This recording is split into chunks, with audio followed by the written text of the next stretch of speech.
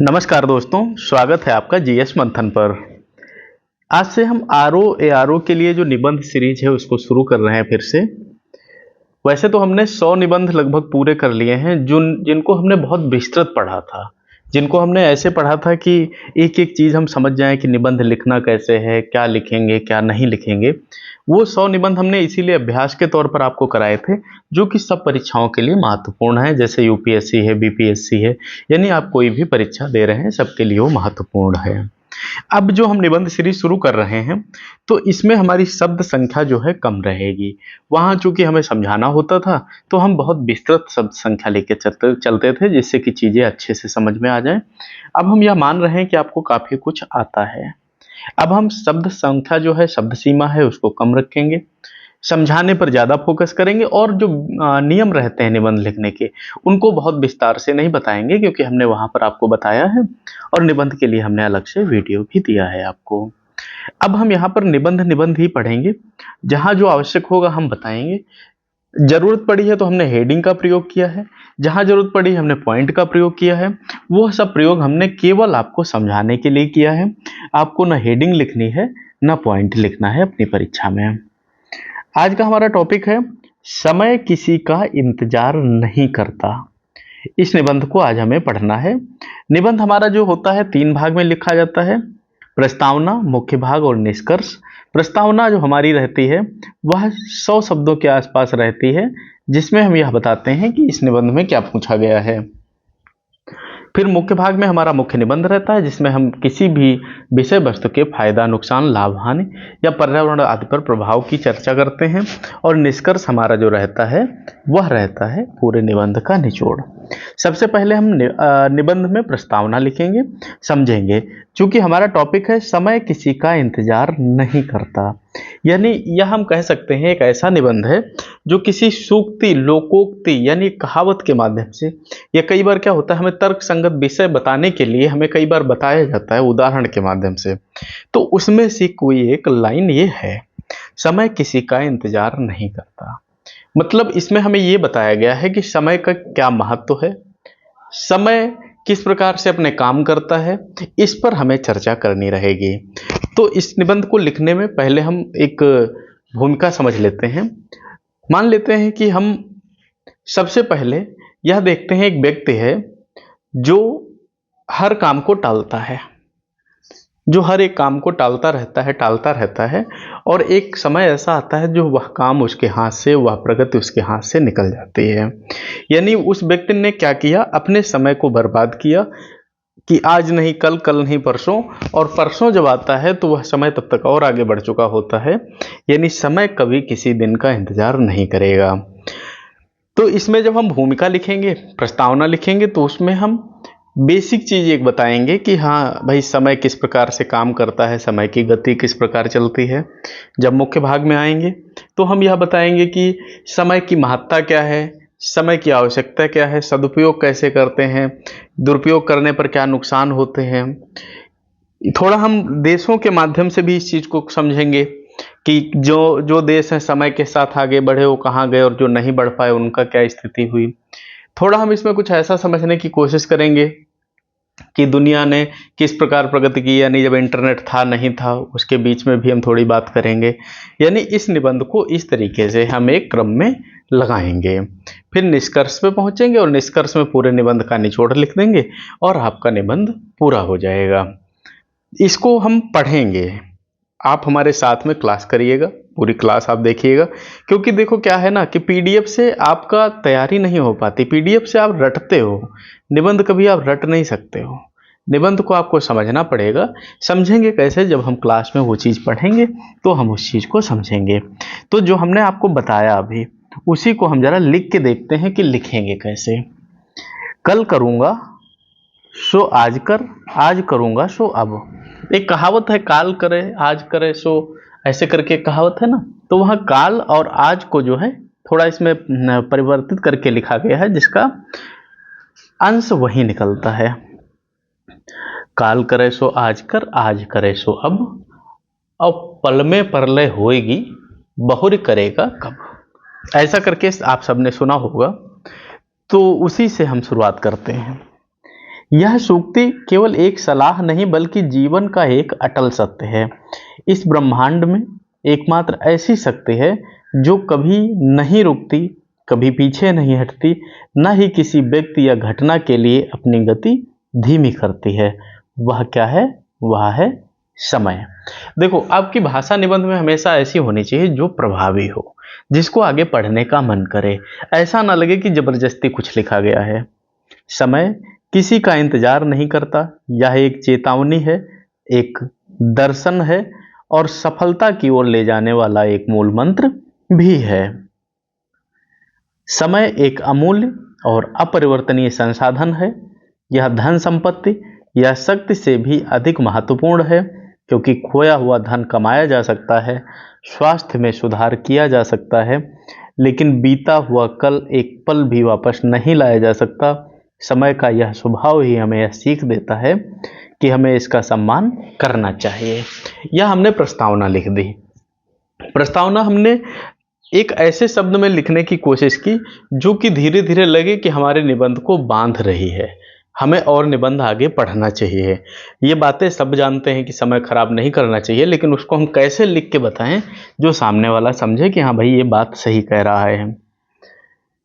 प्रकृति के हर क्रियाकलाप में समय की अटल गतिशीलता का प्रमाण मिलता है।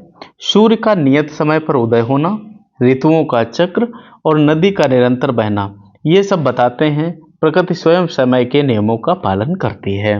देखो, जो उदाहरण भी हमें लिखने हैं वह जीवंत होने चाहिए और प्रयास ऐसा रहे जिससे उस उदाहरण से हमें कुछ सीख मिलती हो।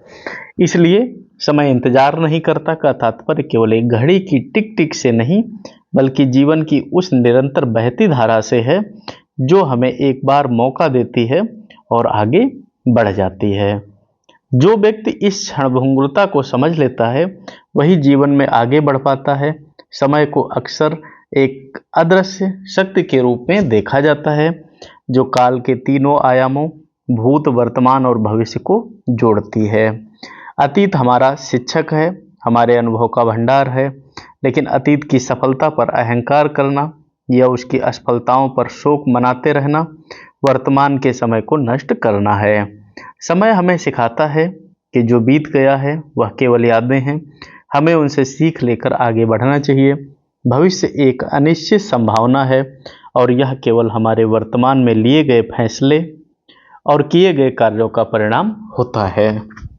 देखो, निबंध में हम कोशिश ये करेंगे, जो ऐसे निबंध आते हैं जो साहित्य से संबंधित कह सकते हैं या सूक्तियों से संबंधित कह सकते हैं, इन निबंधों को आप 3-4 पैराग्राफ में बांट लेना, छोटे छोटे पैराग्राफ में। तो उसमें जैसे एक में हमने ये बता दिया कि प्रकृति का समय से कैसा संबंध है, एक में मान लिया हमने बता दिया देशों का समय से कैसा संबंध है, व्यक्ति का कैसा संबंध है, ऐसे करके इसमें चलेंगे। इसलिए बुद्धिमानी इसी में है कि हम भविष्य की कल्पनाओं में समय न गंवाकर वर्तमान में ही उसकी नींव मजबूत करें। जीवन की एकमात्र वास्तविक पूंजी वर्तमान क्षण है। यही वह पल है जिस पर हमारा नियंत्रण है। जो व्यक्ति वर्तमान को पहचान लेता है और उसका सदुपयोग करता है वही समय का सच्चा उपयोग करता है। जो समय को टालता है, समय उसे ही जीवन के पीछे दौड़ में छोड़ देता है। तो यह अपनी निबंध लेखन सीरीज है जिसकी एक सीरीज पूरी कराई जा चुकी है विस्तार में। मुख्य परीक्षा की आंसर राइटिंग भी कराई जाती है। आप चैनल पर नए हैं तो सब्सक्राइब करिएगा, जिससे कि आपको चीज़ें बराबर मिलती रहें। तो यह हमने ये बताया कि समय जो है किस प्रकार से हमारे जीवन को, हमारी प्रकृति को, हमारे कार्यकाल को, कार्य क्रियाकलाप को बांध के रखता है। व्यक्तिगत सफलता की कहानी हमेशा बेहतर समय प्रबंधन की कहानी होती है। समय का सदुपयोग करने का अर्थ केवल घड़ी को देखना नहीं, बल्कि अपने लक्ष्यों को, प्राथमिकताओं के प्रति जागरूक रहना है।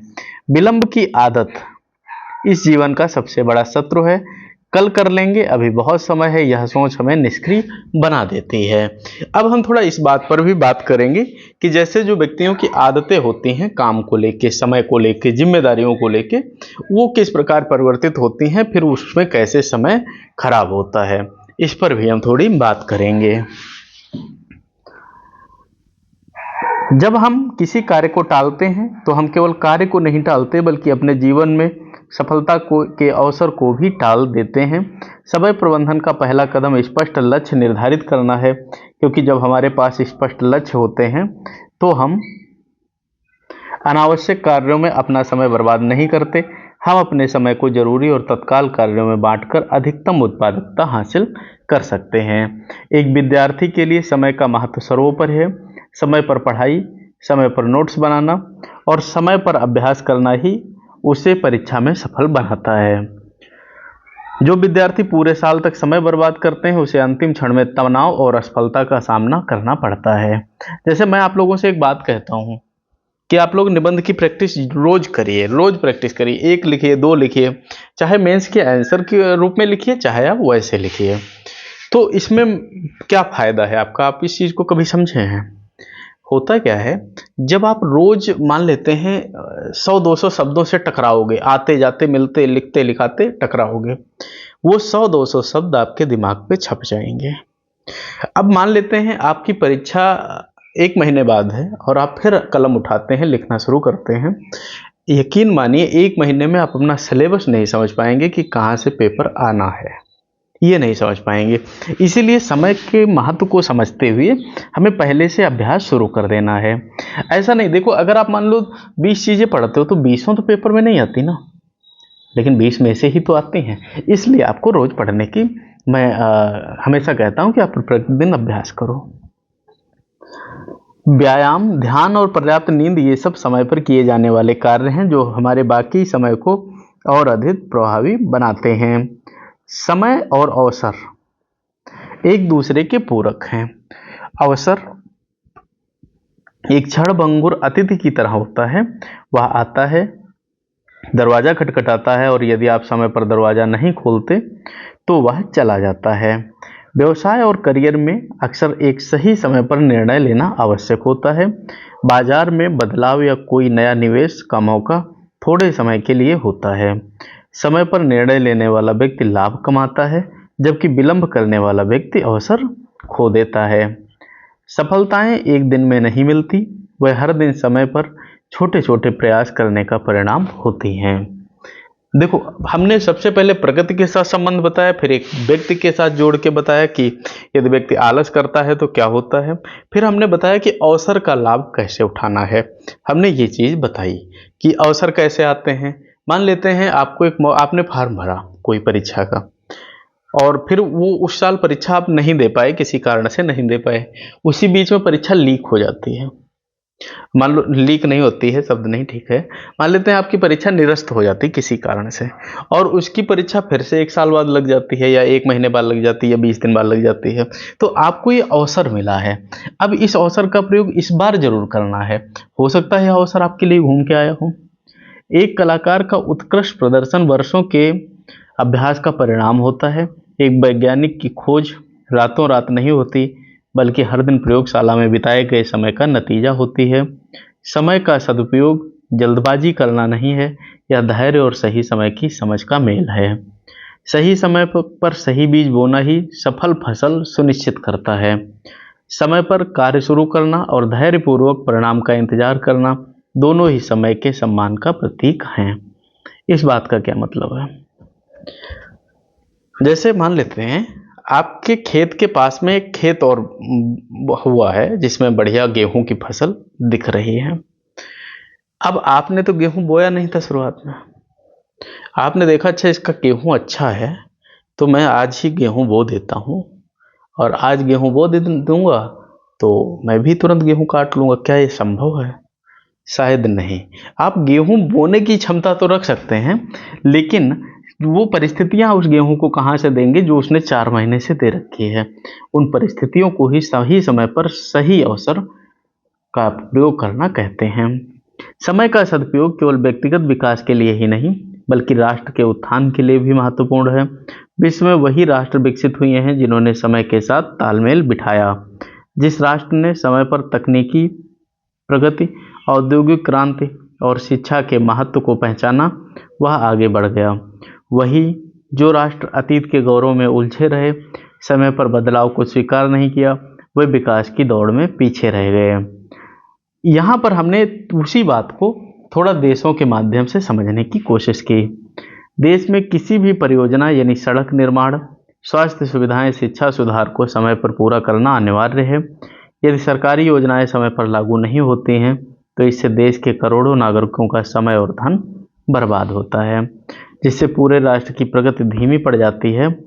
एक जिम्मेदार नागरिक के रूप में हमारा यह कर्तव्य है कि हम सार्वजनिक समय का सम्मान करें, जैसे मीटिंग में समय पर पहुंचना, मतदान करना, अपने कार्यस्थल पर उत्पादकता बनाए रखना। हर नागरिक द्वारा समय का सदुपयोग सामूहिक रूप से राष्ट्र की अमूल्य पूंजी बन जाता है। फिर हम इसमें लिखते हैं, समय किसी का इंतजार नहीं करता, यह एक अकाट्य सत्य है। देखो, यदि आपको कोई खास बात लिखनी है तो ऐसे इन्वर्टेड कामा में लिखिएगा, नीचे लाइन वगैरह मत खींचिएगा। यह सूक्ति हमें निष्क्रियता छोड़कर सक्रियता अपनाने की प्रेरणा देती है।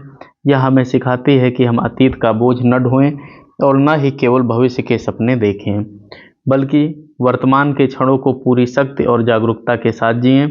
जीवन एक बहती नदी की तरह है और समय उसका प्रवाह। हम इस प्रवाह को रोक नहीं सकते, लेकिन अपने कार्यों की नींव को समय के अनुसार ढालकर अपनी मंजिल तक पहुंच सकते हैं। जो समय का सम्मान करता है, समय अंततः उसे ही सफलता और सम्मान प्रदान करता है। अतः हमें आज ही उठना चाहिए, क्योंकि कल कभी नहीं आता। निबंध का जो अंत करेंगे वह भी थोड़ा भविष्य काल की तरफ ही करेंगे। तो यदि आपको क्लास पसंद आई है और पहली बार आए हैं तो सब्सक्राइब करिएगा, लाइक करिएगा, कमेंट करिएगा और लोगों को भेजिए, शेयर करिए, जिससे ज़्यादा लोगों का लाभ हो। देखिए, थोड़े ज़्यादा लोग जब निबंध को पढ़ते हैं, सवाल पूछते हैं या चीज़ें उनकी नहीं समझ में आती हैं वो बताते हैं, तो थोड़ा अच्छा लगता है। तो आप इसको शेयर ज़रूर करिएगा, जिससे भी मेरी भी ऊर्जा थोड़ी इस्तेमाल हो, लोगों के काम आए और मुझे लगे कि मैं सही दिशा में काम कर रहा हूँ। यह क्लास यहीं पर ख़त्म होती है, मिलते हैं अगली क्लास में। धन्यवाद।